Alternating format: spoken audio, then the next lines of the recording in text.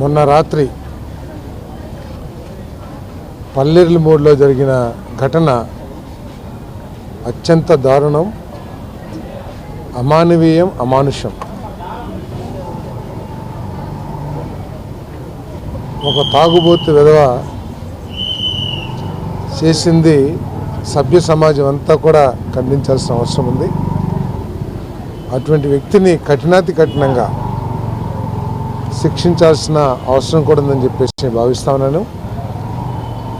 మరి పోలీసు శాఖ వారు సమస్య దృష్టికి రాగానే వెంటనే స్పందించి రెంటచింతల్లోనూ ఎక్కడో ఉంటే అతను ఎక్కడెక్కడికి వెళ్ళింది ట్రేస్ చేసుకుంటూ వెళ్ళి అతన్ని తీసుకొచ్చి అరెస్ట్ చేశారు. చట్ట ప్రకారం అత్యంత కఠినాత్మకమైన శిక్ష వేయాలని చెప్పేసి సమాజం అంతా కోరుకుంటుందని చెప్పేసి నేను భావిస్తా ఉన్నాను. నేను తప్పకుండా, ఎందుకంటే నేను డీజీపీ గారికి, హోమ్ మినిస్టర్ గారికి కూడా దృష్టికి కూడా తీసుకువెళ్ళాను ఈ సంఘటన గురించి. వారు కూడా వెంటనే వారి శాఖ అధికారులతో మాట్లాడి వెంటనే ఎట్టి పరిస్థితుల్లోనూ ఈ కేసుని మనం పట్టుకోవాలని చెప్పేసి ఆదేశించడం, మరి సిఐ గారు కూడా నూజివీడు పోలీసులు కూడా వాళ్ళు వెంటనే స్పందించి పట్టుకునేందుకు చేస్తాం. ఏదేమైనా కూడా ఇటువంటి ఏదైతే యాటిట్యూడ్స్ ఉన్నాయో ఇటువంటిని పూర్తిగా సమూలంగా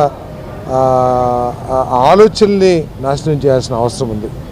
ఈ ఆలోచన నాశనం చేయడానికి నిన్న ముఖ్యమంత్రి గారు కూడా చెప్తున్నారు, ఈ మనుషుల్లో వచ్చిన ఈ ఆలోచన విధానంలో తేడాని ఏ విధంగా మనం అరికట్టాలి అంటే ఈ గంజాయి లేకపోతే ఈ సారా, ఈ ఇల్లీగల్ లిక్కర్, వీటన్నిటినీ కూడా మనం సమూలంగా నాశనం చేస్తే కొంత మార్పు వస్తుంది.